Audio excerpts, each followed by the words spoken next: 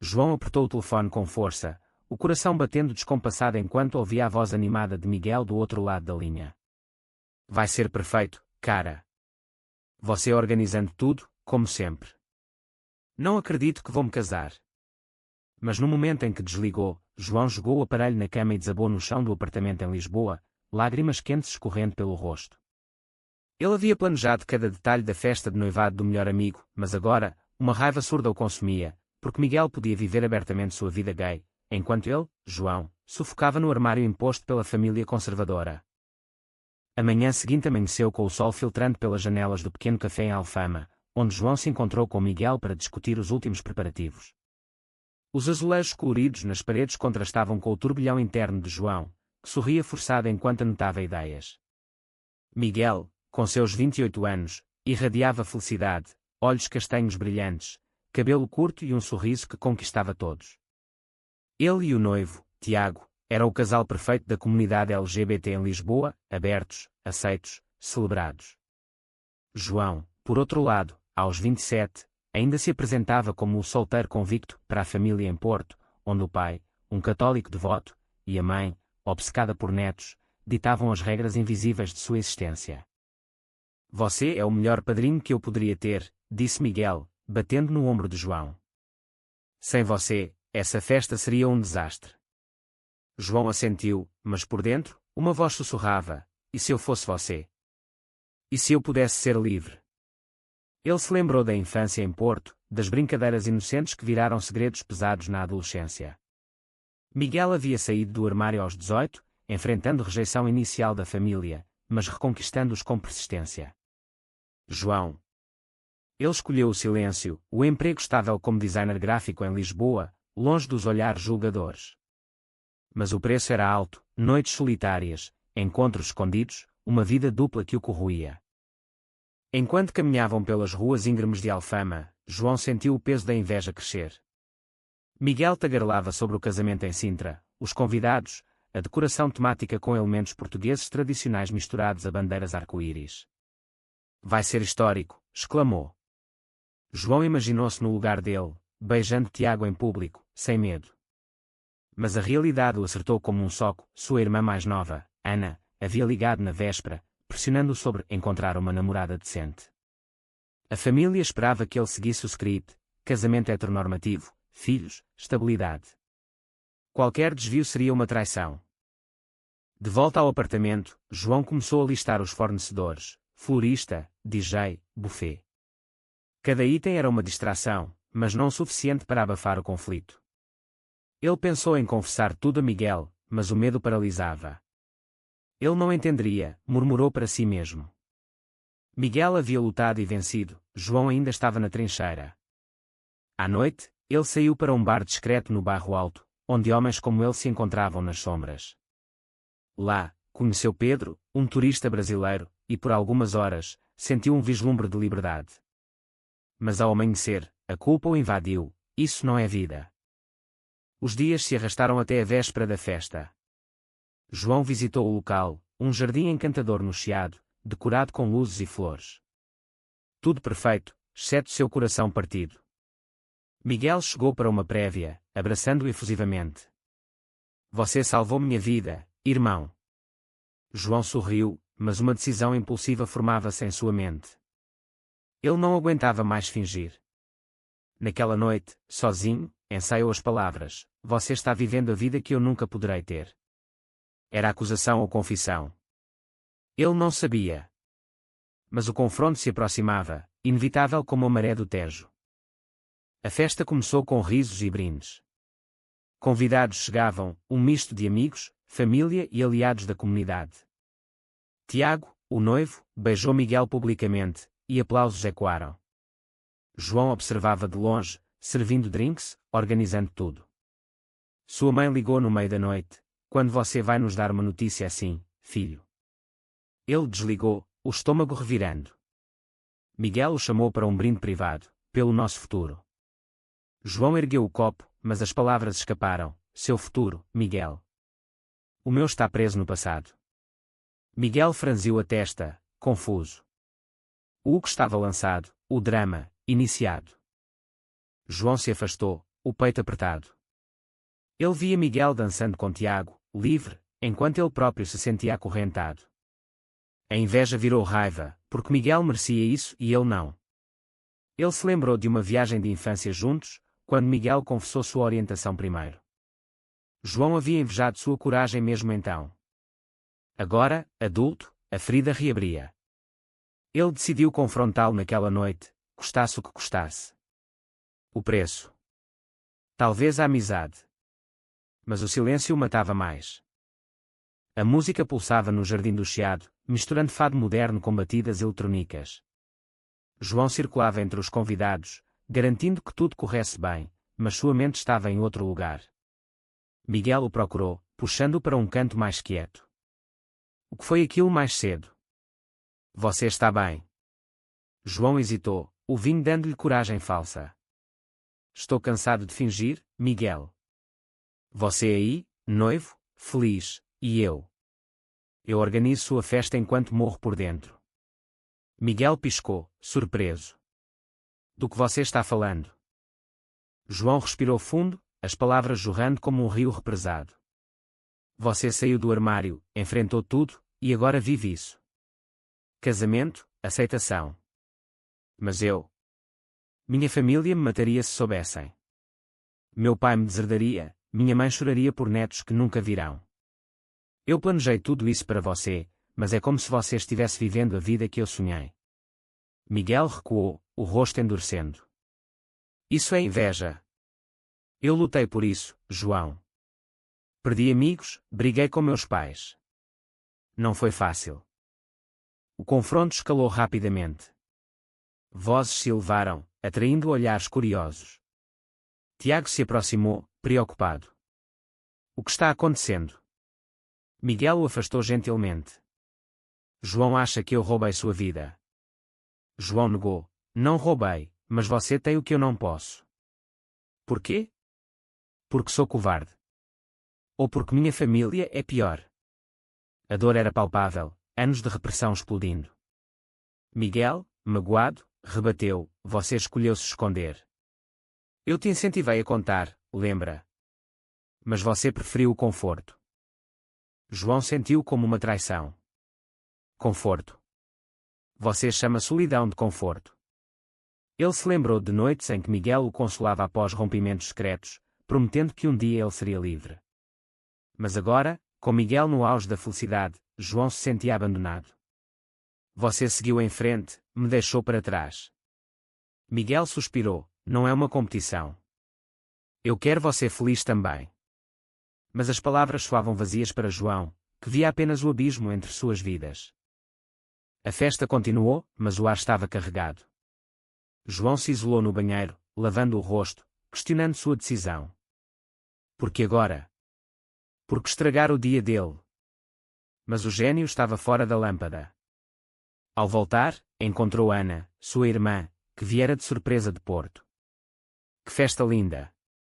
Quando vai ser a sua? Ela riu, inocente. João forçou um sorriso, mas por dentro, o pânico crescia. Se ela soubesse. A pressão familiar o sufocava, reforçando sua acusação a Miguel. Mais tarde, em uma conversa privada, Miguel tentou reconciliar. Vamos falar disso amanhã, calmos. Mas João insistiu, não. Você precisa entender o preço que pago todos os dias. Ele contou sobre as expectativas da família, o medo de rejeição, a sociedade portuguesa ainda dividida entre progressismo em Lisboa e conservadorismo no interior. Miguel ouviu, empático, mas defendeu-se, eu também paguei. Minha mãe demorou anos para aceitar Tiago. João rebateu, mas ela aceitou. A minha nunca aceitará. O conflito se aprofundou em Mauta Nocé. João questionava, é certo eu me sacrificar pela família? Ou é covardia? Miguel argumentava, viver mentindo é pior. Você merece ser você mesmo. Mas João via hipocrisia, Miguel havia tido apoio de amigos como ele. Agora, casado, esquecia-os que ainda lutavam. Você virou o símbolo da vitória, mas ignora os perdedores. Miguel, ferido, disse, isso é injusto. Eu te ajudei sempre. A noite terminou com João saindo cedo, deixando Miguel confuso e Tiago preocupado. No táxi para casa, João chorou, arrependido mas aliviado. Ele havia exposto sua dor, mas a que custo? A amizade rachara. Em casa, uma mensagem de Ana: adorei a festa. Traga uma namorada da próxima. Ele deletou, o coração pesado. O confronto era só o começo, as consequências viriam. Dias após a festa, o silêncio entre João e Miguel era ensurdecedor. João voltara ao trabalho, mergulhando em designs para distrair-se, mas as memórias o assombravam. Miguel ligou, mas ele ignorou. Preciso de espaço, pensou. Em Porto, a família planejava uma reunião, e João temia o inevitável interrogatório. Sua mãe, Maria, era o pilar, viúva recente, dependia dele emocionalmente. Contar a verdade a destruiria. Miguel, por sua vez, lutava com a acusação. Com Tiago, discutia: João está projetando sua frustração em mim. Tiago, mais calmo, sugeria: ele precisa de ajuda. Convido-o para jantar. Miguel concordou, mas a mágoa persistia. Ele se lembrava de como João o apoiara no coming out, agora via ingratidão. Ele me acusou de roubar sua vida. Como se eu não tivesse lutado. João aceitou o convite relutante, encontrando-os em um restaurante no Cais do Sodré. A conversa começou tensa. Desculpe pela cena, disse João. Miguel assentiu: entendo sua dor, mas me machucou. Eles dissecaram o conflito. João explicou a pressão social em Portugal, onde o casamento gay era legal desde 2010, mas preconceitos perduravam, especialmente em famílias tradicionais. No interior, ser gay ainda é tabu. Miguel rebateu: em Lisboa, é diferente. Você escolheu ficar preso. O jantar virou terapia improvisada. Tiago mediou, ambos pagaram preços. Miguel perdeu contatos familiares iniciais, João, sua autenticidade.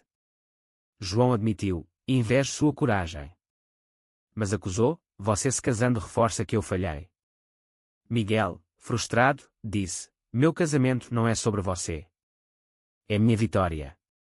O mal da nossa emergia, era egoísmo João projetar sua infelicidade. Ou Miguel ignorar o sofrimento alheio. De volta à casa, João recebeu uma ligação da mãe: venha para Porto no fim de semana. Temos que falar sobre seu futuro. O pânico o invadiu. Ele imaginou confessar, mas via o rosto dela desabar. Não posso. Em vez disso, mentiu: estou ocupado com trabalho. Mas a mentira pesava mais. Ele pensou em Pedro, o turista, e marcou um encontro, buscando consolo temporário. Miguel, enquanto isso, questionava sua própria jornada. E se João tiver razão? Minha felicidade destaca a dor dele. Tiago acalmou: não é sua culpa. Incentivo.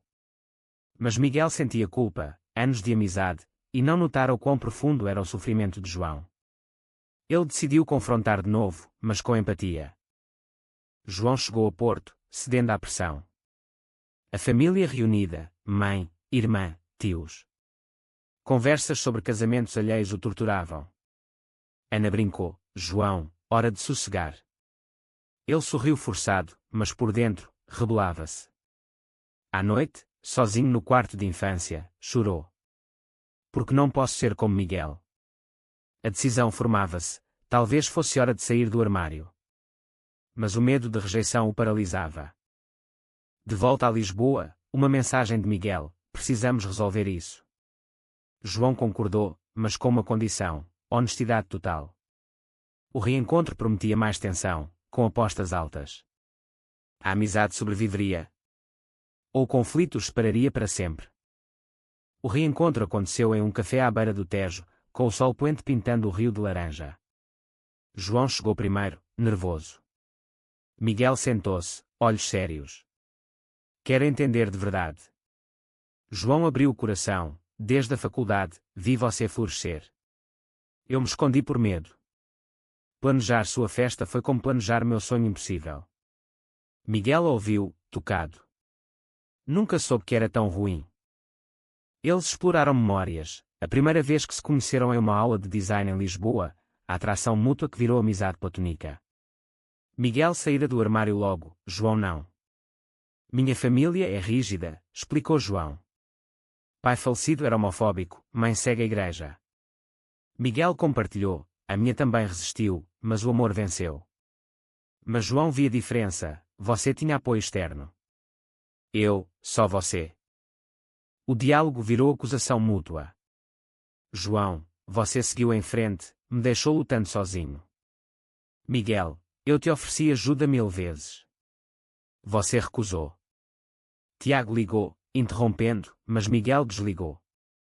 Isso é entre nós. A tensão crescia, João questionava, é certo casar sabendo que amigos sofrem? Miguel rebateu, minha vida não para por sua dor. O impasse moral, solidariedade versus autogratificação. João decidiu uma traição impulsiva, contou a Ana sobre Miguel, como exemplo positivo, mas distorceu, dizendo que Miguel forçou a aceitação. Ana, curiosa, espalhou para a mãe. Quando Maria ligou, furiosa, seu amigo é desses. E você aprova? João negou, mas a semente da dúvida plantada.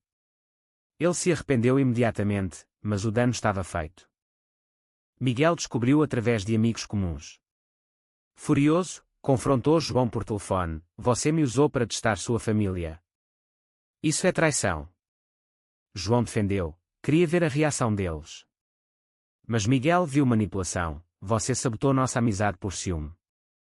A briga escalou, palavras duras voaram, você é egoísta. Você é covarde. A ligação terminou em silêncio. João, sozinho, enfrentou as consequências. Sua mãe pressionou, afaste-se desse Miguel. Ele rebateu pela primeira vez, ele é meu amigo. Mas o conflito interno dilacerava, trair Miguel para sondar a família era errado. Ou necessário. Ele perdeu noites de sono, questionando escolhas. Miguel, magoado, adiou planos de casamento. Tiago apoiou, João precisa de terapia. Mas Miguel sentia perda, ele era como um irmão. A sociedade portuguesa, com suas divisões, amplificava o drama, progresso em cidades, mas estigma persistente. Miguel decidiu dar um ultimato, reconciliação ou fim. João, em crise, buscou ajuda anônima em um grupo LGBT em Lisboa. Lá, ouviu histórias semelhantes, ganhando perspectiva. Talvez eu esteja errado. Mas o orgulho o impedia de pedir desculpas. O clímax se aproximava, uma escolha que definiria tudo. Semanas se passaram em um limbo tenso. João evitou Miguel, focando no trabalho, mas o vazio crescia. Ele marcou terapia, admitindo, invejo meu amigo. O terapeuta explorou, sua raiva é contra ele ou contra si mesmo. João percebeu, projetava frustrações. Mas o dano à amizade era real. Miguel, enquanto isso, reconstruiu, reconectou com família, fortalecendo laços com Tiago. Não deixarei isso me derrubar. Mas sonhava com reconciliação. Ele escreveu uma carta, entendo sua dor, mas a traição dói. Vamos conversar. João leu, chorando, mas hesitou. A família de João intensificou a pressão. Maria veio a Lisboa, você parece infeliz. É por causa desse amigo. João, no limite, explodiu, sim, mãe. Porque ele é gay e feliz, e eu também sou gay. O silêncio chocou. Maria chorou, como assim? Isso é pecado. João defendeu, é quem eu sou. A rejeição inicial veio, vai embora até eu processar. Ele saiu, coração partido. Refugiado em um hotel, João ligou para Miguel, contei à minha mãe. Ela me rejeitou. Miguel, compassivo apesar de tudo, venha aqui. No apartamento de Miguel, eles se abraçaram. Desculpe pela traição, disse João. Miguel, eu perdoo, mas precisamos reconstruir confiança. Tiago observava, aliviado. O diálogo profundo seguiu, João admitiu inveja, Miguel, que subestimara a dor de João. Sociedade nos divide, disse Miguel. Alguns saem ilesos, outros não. Eles discutiram escolhas, João escolhera silêncio por amor à família, agora, pagava o preço da verdade. Miguel, foi corajoso. Mas João questionava: valeu a pena? Perdi minha mãe. Dias depois, Maria ligou: preciso de tempo, mas te amo. Um vislumbre de esperança. João, fortalecido, reconectou com Pedro, agora abertamente. Miguel prosseguiu com o casamento, convidando João como padrinho novamente. Sem você, não faz sentido. Mas uma reviravolta. Ana, apoiando João secretamente, confrontou a mãe. Ele merece ser feliz. Maria, relutante, começou a aceitar. João viu o preço, relacionamentos abalados, mas autenticidade ganha. Miguel, por sua vez, refletiu sobre privilégios, sua jornada mais fácil graças a suportes. A amizade renasceu, mas marcada. Eles prometeram apoio mútuo, enfrentando preconceitos juntos. O casamento se aproximava, símbolo de vitória coletiva. O dia do casamento em Sintra amanheceu claro, o Palácio de Pena ao fundo como testemunha. João, como padrinho, ajudou nos preparativos, agora com paz relativa. Miguel e Tiago trocavam votos, olhos marejados. Convidados aplaudiam, incluindo familiares reconciliados. Maria, presente, apertou a mão de João: estou tentando entender. Era progresso lento, mas real. João refletia durante a recepção. O caminho fora tortuoso, acusações, traições, rejeições. Ele pagara caro, noites de insomnia, amizade quase perdida, família abalada. Mas ganhara liberdade. Miguel, dançando com Tiago, sussurrou: obrigado por estar aqui. João sorriu: obrigado por me mostrar o possível. A sociedade portuguesa ecoava no evento, casais gays celebrados, mas whispers de conservadores persistiam. João conversou com convidados, compartilhando sua história, inspirando outros. Não é fácil, mas vale. Ele pensou nas escolhas: esconder-se era seguro, mas sufocante; revelar, arriscado, mas libertador. Meses após, a vida seguiu. João namorava abertamente, Miguel e Tiago em lua de mel. Mas cicatrizes permaneciam. João visitava terapia, Maria evoluía devagar. A amizade com Miguel era mais forte, forjada no fogo. Olhando para trás, João questionava: as acusações foram justas? Ou mera projeção? Miguel ponderava: ignorara sinais de dor. O drama os transformara, destacando que na luta LGBT, vitórias individuais impactam o coletivo. No fim, a jornada os ensinou sobre empatia, perdão e o custo da autenticidade em uma sociedade dividida. Mas uma pergunta para: é certo priorizar a própria felicidade quando amigos ainda sofrem com as mesmas correntes?